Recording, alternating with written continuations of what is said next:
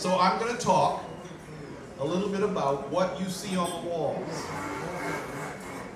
Back when most of you weren't even alive or too young to remember, I was just getting into this business and I couldn't get hired for love or no money. It was a different time in Boston. Black people weren't allowed to be in certain places and weren't welcome there, etc., etc. So the people I was trying to work for, the magazines, the newspapers, the design studios weren't hiring people like me. So it was very, very, very difficult.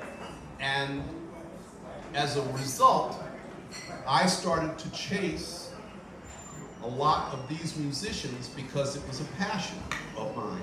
I love the music, rock and roll, the Rolling Stones, the Who, all of those people were the ones that were making the money, were getting on the magazines, were that. The jazz musicians were playing in a lot of the venues, but I love jazz. So I chased these musicians, and I realized early on, having listened to their music for years, when I started to going to the clubs in Boston and getting and being there and looking at the musicians as they were playing on stage, that I very often had no idea who they were. I knew their music, I knew their names, but because the photographs for years and years were mainly black and white with some black man with a silver horn sticking out of his mouth, I never recognized, I had no idea. So if I saw three saxophonists on stage, I might know their music, but I had no idea which one of them was. So I said, there's a problem here. So if you notice, 90% of the photographs here are not in performance. I actually went up. There are several people here who know this story, have heard this story before, but I actually went up to them. I would sneak in the back door of these clubs, sneak in the back door of what was now, in those days, the Jazz Workshop in Falls Mall. A few of you might have actually heard of this place. They're all gone now. I would sneak in the back door and I would wait. I would stalk these musicians. I would wait until they weren't talking and it would never, so I literally would wait right outside the bathroom. They would come out of the bathroom, they were always alone in those cases. I would give myself 37 seconds to convince them to let me take their picture.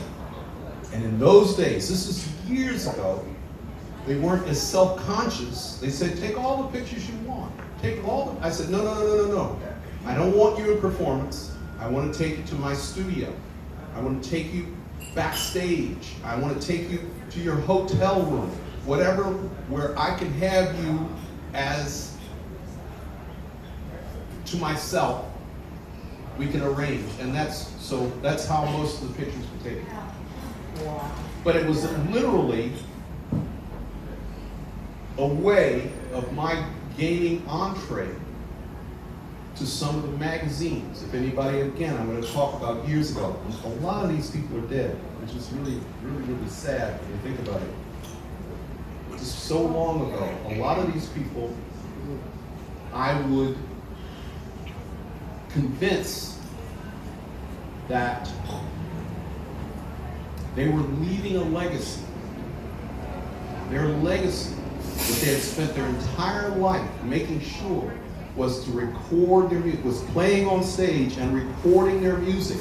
And they would say, why should I let you, why should I go to your studio? What, everybody else just takes, why should I said, you are leaving this incredible legacy of music you want people to hear for years and years, decades, hundreds of years. I said, I'm going to provide them with the ability to know what you look like. And a lot of them really responded to that. So that's how in that 37 seconds of convincing, and then I would spend time. This is Milt Jackson, Modern Jazz Quartet. One of the first ones I photographed. I took him to my mentor's studio on Summer Street, downtown Boston. I spent almost the entire day with him, photographing him, and got to know him a little bit. So these photographs come out of Saw Davis. Saw Davis I met in Franklin Park, near Franklin Park Zoo. They used to have conga lines. Be 20 musicians all playing drums. And Saw and I grew up together. He's no longer with us, but this guy who I thought was a ne'er-do-well eventually was teaching at Berklee School of Music. And it goes along down the line. If anybody remembers, way back there, Donnell Fox, I think he just left. Donnell Fox, an amazing, you know Donnell, amazing pianist, amazing composer, true star. Ricky Ford, I did it on purpose to put a lot of the local, I have dozens and dozens and dozens of photographs of local musicians here. And then lots and lots of really amazingly famous people like Miles Davis and Charlie Mingus and Dizzy Gillespie and all of those people that I photographed. I stopped when I was trying to make a living as a commercial photographer. For a long time, I would have those pictures in my portfolio. About 20 years ago, I stopped showing those pictures because the young art directors and young designers had no idea what I was talking about. They'd never heard of Miles Davis or Dizzy Gillespie. So I stopped using those pictures as my celebrity portraits and things like that. But the real jazz aficionados, the people who love the music, are still around. And so I continue. I photograph Ricky Ford, as I said. Ricky comes from Paris every year and plays a concert. Every year I see Ricky, and I photograph him again. So the series continues. The music continues. The life continues. And people like the Jazz Journalists Association just had me do a Zoom. We started this whole thing. You saw it. I did. And so I did a lecture about, they were mainly getting lectures from musicians. But they decided, let's have some of the, and there is an incredible collective of photographers. Joan here is somebody who I have photographed, should be on the wall. Next time you will be. I photographed her album cover, so she will be on the wall the next time. That kind of wonderful singer. But she's also a photographer, and so she knows how hard it is to get a lot of these photographs, how hard it has become to get a lot of these. In the old days, there's Henry Hornstein way in the back. Henry has the same situation. He's even better than me. Has the same situation. But he's been photographing country western, country music since before I started this series. And he has far more, and it's an amazing assemblage. But he knows how hard it is to get at those people today. You can't get by the A&R people. You can't get by their agents. You can't get by their managers. Now, in those days when I was doing this, I was talking to them nose to nose, backstage in place. And so it's become more and more difficult. And so I'm going to leave you with the fact that... You're going to tell the Miles Davis story first. You're going to tell... Who's this? Miles Davis. Tell the Miles Davis story first. We want you to keep talking. Miles is not up on the Please wall. On the wall. Still tell the story. But the Miles Davis story is one of the ones I've told at in the Zoom talk. I was a little ne'er-do-well photographer, just starting out.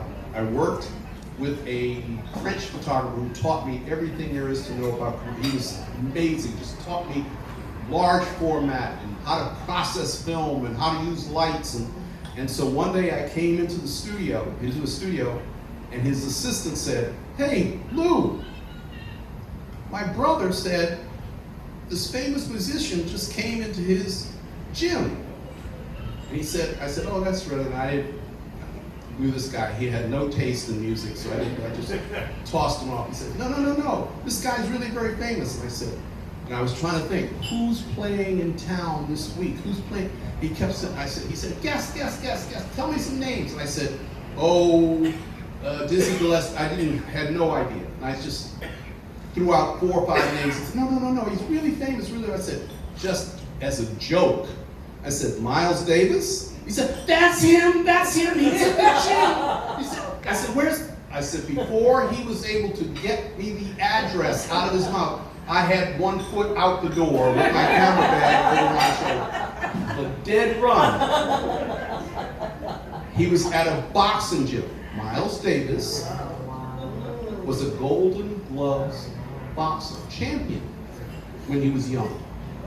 So he was coming, he had broken his legs in a car accident and had been out of work for 2 or 3 years. And this was his first time back playing. He was playing at the Falls Mall, and I was little, and but he worked out at the gym, so I ran up the stairs. I had no idea. And this was in totally Italian section of Boston where I was not supposed to be in those days. I ran up these steep stairs, and at the top of the stairs, there was a huge mesomorph standing there. And he said, "Where do you think you're going?" And I said, "Oh, I heard that Miles Davis is working out in here, and I would really like to take his picture." The guy goes, "Screw, get out of here." Oh. I said, no, I'm a photographer, and I would really like to take his picture. Please let me. He says, "You're not getting in here. Get out of here, punk." And I said, no, let me, look. Just give me 5 minutes. I'll ask him if I can take his picture. If he says yes, if he says no, I'll leave. He says, his IQ probably wasn't very high, so that made sense to him. He said, "Okay, you got 5 minutes." So I ran by him, and there was Miles. Speed bag. Now, here is little Doofus Jones standing this far from Miles Davis, hitting the speed bag, and I realized Miles did not have the best reputation for tolerating idiots. He was really quite mean to people. So I realized I couldn't say anything to him until he finished. And it was taking up my 5 minutes. So I waited, and he finally finished. He says, now he had his vocal cords screwed up. I said, "Talk like this. Talk like," he says, "What do you want?" Freaked out. I have photographed kings, queens, Maharajas. I photographed poor people. I photographed all over the world. I photographed CEOs all over the world. Never been intimidated until I met this guy. I was scared. My knees were shaking. So I said, my voice went up about 3 or 4 miles. "Mr. Davis, Mr. Davis, I'm a photographer, and I love your music, and I would really like to add you to the collection." And he just went, "Who you got?" So I knew he didn't tolerate fools, and he hated a lot of the people he had played with over the years. So I said, if I screw this up, he will. So I'm giving you the whole story here because you asked for it. Yeah. If anybody remembers the movie with Arnold Schwarzenegger, Aliens. Remember? Yes. Where he goes into the police station and he Terminator. Terminator. Thank you. He goes into the police station and you see, make me look like I'm somebody, POV, point of view, from inside his head as a replicant or whatever the hell he was, right? You see inside his head as the guy says, "What can I do to help you?" The policeman. And you see Arnold Schwarzenegger surveying the location, figuring out how he's going to take everybody out. And you see inside his head, so you see all these calculations, green and red calculations, as his digital brain is figuring out how to take this place in. That happened to me. I thought that was just TV doing, but it actually happened to me, and I saw a whole list of all the people that I had photographed, and I was prioritizing, so they were switching places. Did anybody see that movie, that TV series with the Queen's Gambit? Yeah. Remember how you saw? So that was what was happening. I was Queen's Gambit. I'm like, who would Miles appreciate that I could? So I was like, ooh. I said, Mingus? Charlie Mingus? I said, Dizzy Gillespie? I must have listed 3 or 4 people, and his head just went down like this. I was like, sweating. He goes, they ain't shit.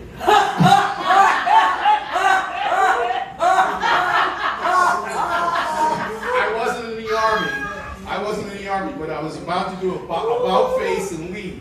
Because the guy, the mesomorph, was watching over, So I was like, oh, I screwed it up somehow. He says, but take all the pictures you want. Thank you. Lou Joe, can you take any questions from anyone? Missy there has the photograph on her wall at home. All right. Please ask questions. You don't need to ask any questions, but if anybody has anything. Paul Small. Paul Small, yes. Lenny's on the highway. Lenny's on the turnpike. Yes, I've been there. I was there. I photographed there. Yep. Lenny's on the turnpike. Absolutely.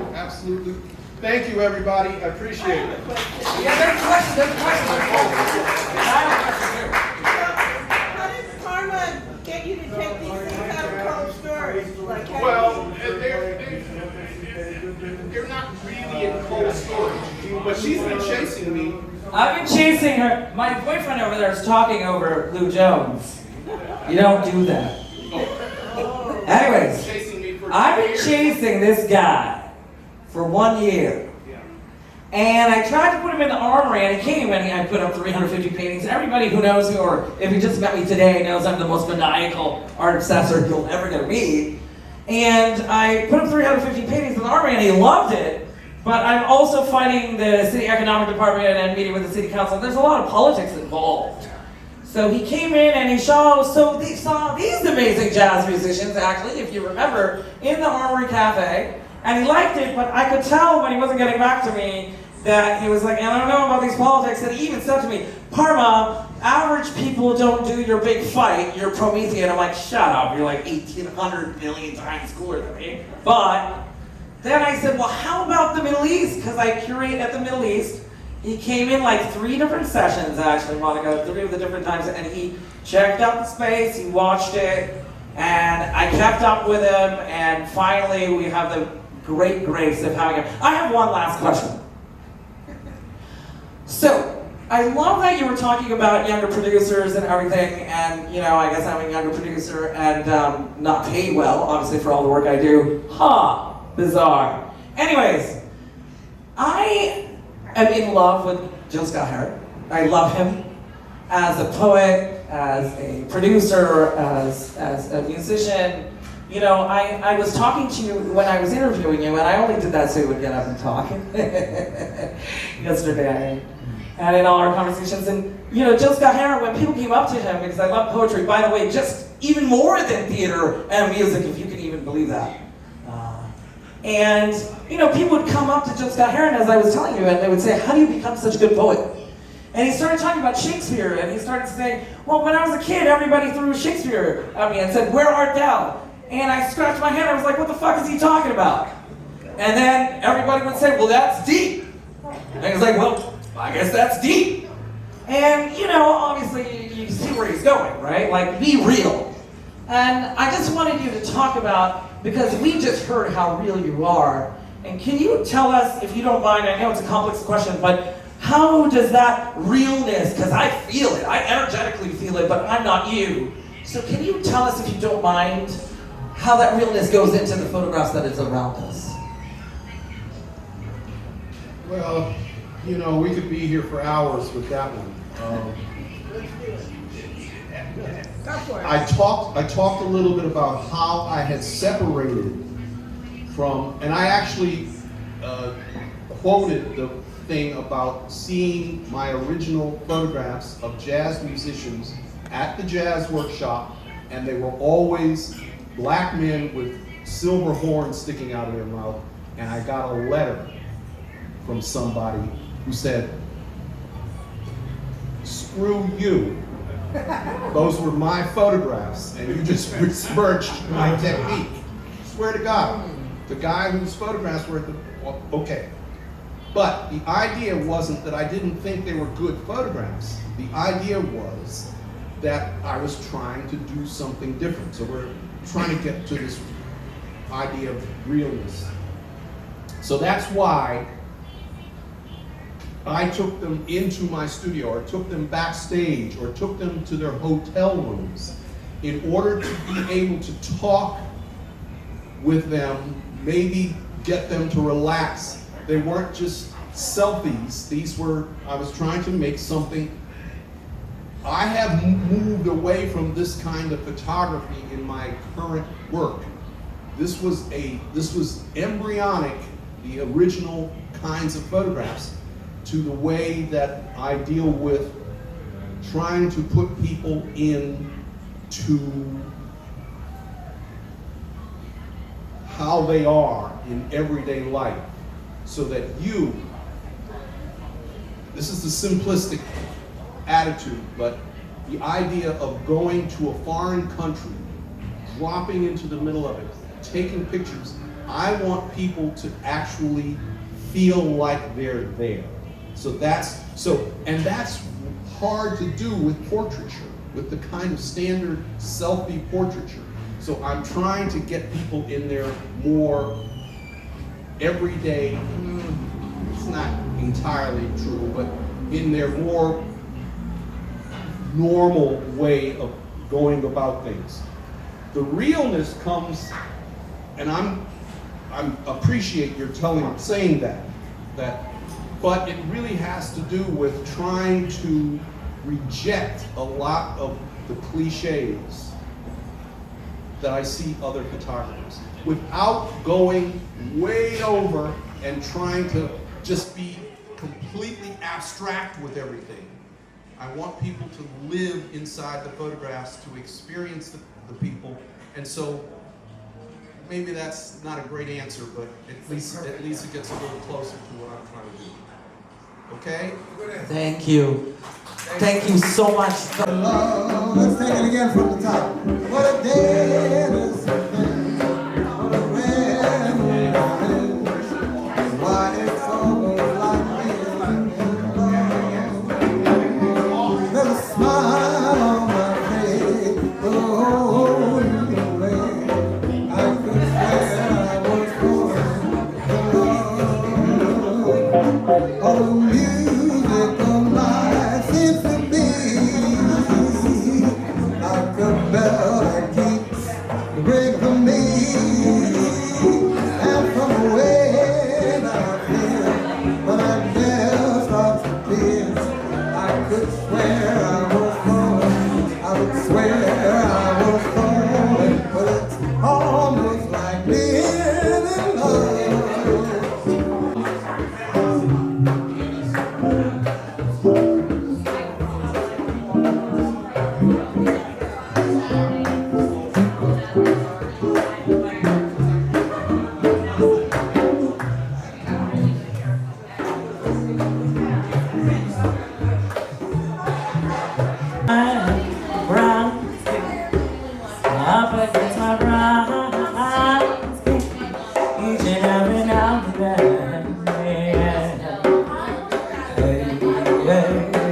Where are y'all from?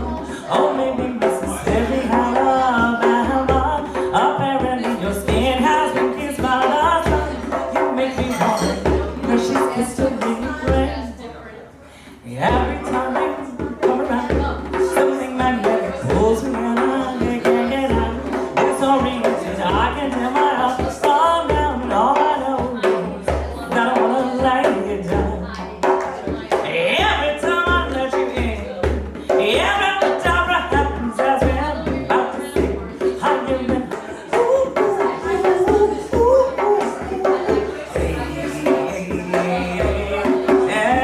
Spin around, lips around, baby, I get it up.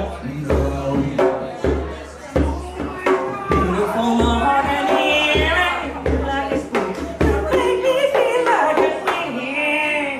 Tell me what's that thing you do that makes me wanna get next to you. Yeah, yeah, yeah, yeah, yeah, yeah. Ooh, ooh, ooh, ooh. Hey, hey, hey, hey, brown skin. Thank you. Thank you. Thank you. We're just doing the. Thank you for that.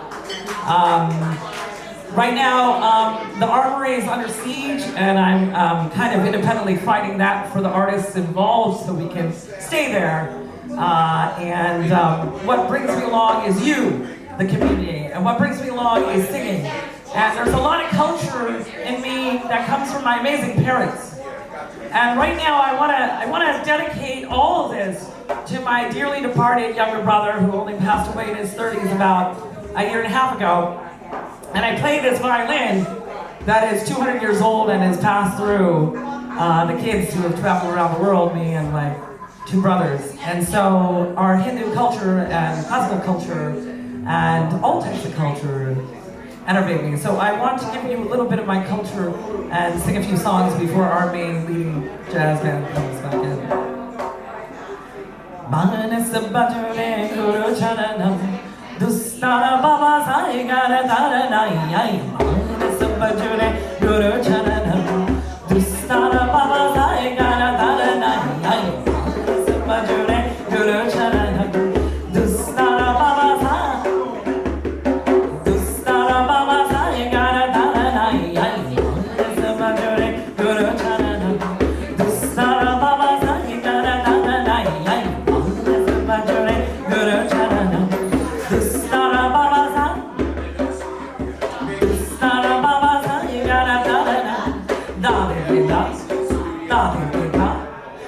di da da di da da di da da di da di da da di da da di da da di da da di da di da da di da di da di da da da di da da da di da di da da di da da da di da da di da da.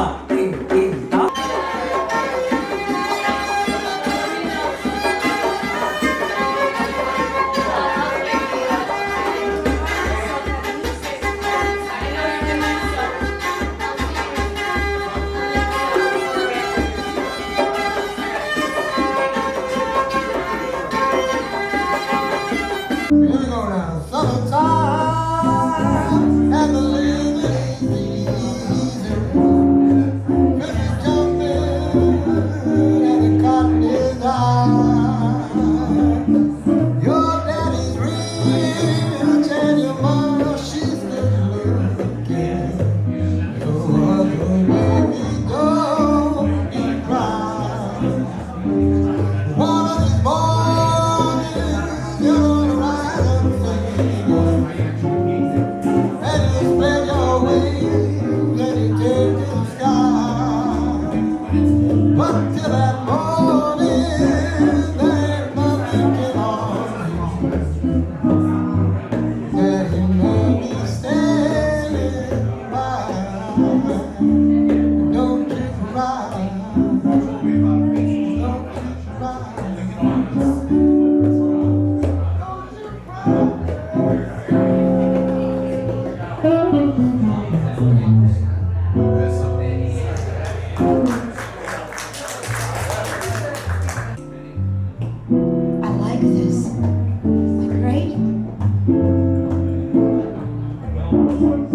The autumn leaves drip by my window. The autumn leaves of red and gold. I see your lips, summer kisses, sunburned hands I used to hold. When you went away, days grew long. Soon I'll hear old winter song, but I'll miss you most of all, my darling. When autumn leaves start to pop,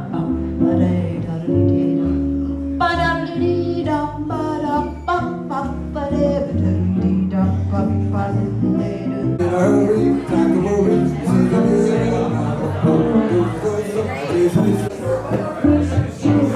Well, if they freed me from this prison, if that rebel trip was mine, I better move it on a little farther down the line. Far from Folsom Prison, that's where I want to send. And I let that lonesome whistle blow my blues away.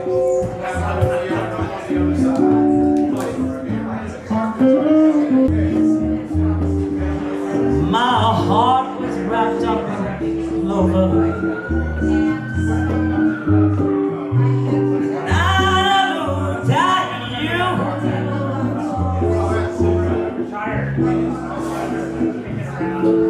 I found a dream that I spoke to. A dream that I can call my own.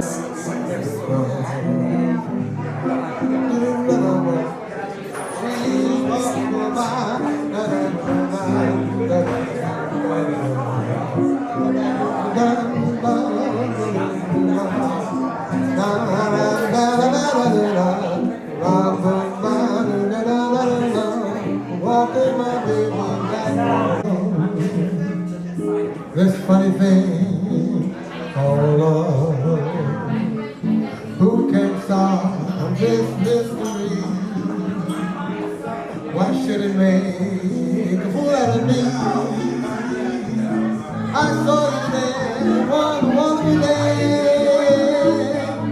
You took my heart and you threw it away. That's why I asked the Lord, is above. What is this thing called love?